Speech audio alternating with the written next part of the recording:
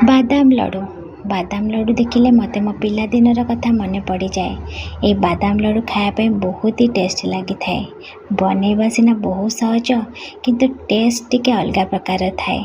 तो चलतु ये बादाम लड्डू बनैबा। पिलादिनर कथा सिना फेरबनी किंतु यही रेसिपी को घरे आम निश्चय ट्राए करिपरिबा। तो चलतु फटाफट भाव में बादाम लड्डू बनैबा। से गोटे पैन को गरम करनबा। एबे से गोटे चामच मु घी ऐड करनौची।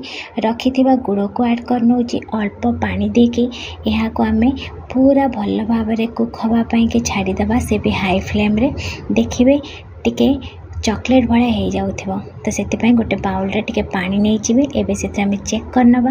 ये देखते चॉकलेट भाया हो आसलानी तामाने ये आमर गुड़ पाक बढ़िया से हो जाइए। एबे एथिरे आम भजा बादाम ऐड करनबा। तापरे यहाँ को आम भल भाव में मिक्स करनबा। आपण चाहिए एथिरे आउ गोटे चमच घी ऐड करें। तो एमती भल भाव में टिके गोले सारा पर गैस फ्लेम को ऑफ करनबा। आउ ताको आम किछि समय ठंडा हाँवाई छाड़ीदबा। पूरा ठंडा हाँवाई कि छाड़बेनी जस्ट हल्का उषुम थी से टाइम रे ही आम यहाँ को आम गड़वा स्टार्ट करनबा। हाथ को टिके टाइट लगे किंतु यहाँ को आम जमती लड्डू गढ़ू से भाव में करेंगे। देखिए परफेक्ट भाव में आपंकर बादाम लड्डू बनिकी रेडी हो। ये देखो बादाम लड्डू ये रेडी हो गला। केमती लगिला मत कमेंट बॉक्स में कमेंट करके निहाती जनइबे। घरे निश्चय रेसिपी को ट्राई करेंगे। देखिए समस्ते खुशी हे बादाम लड्डू खायापाई। बहुत ही इजी रेसिपी ना।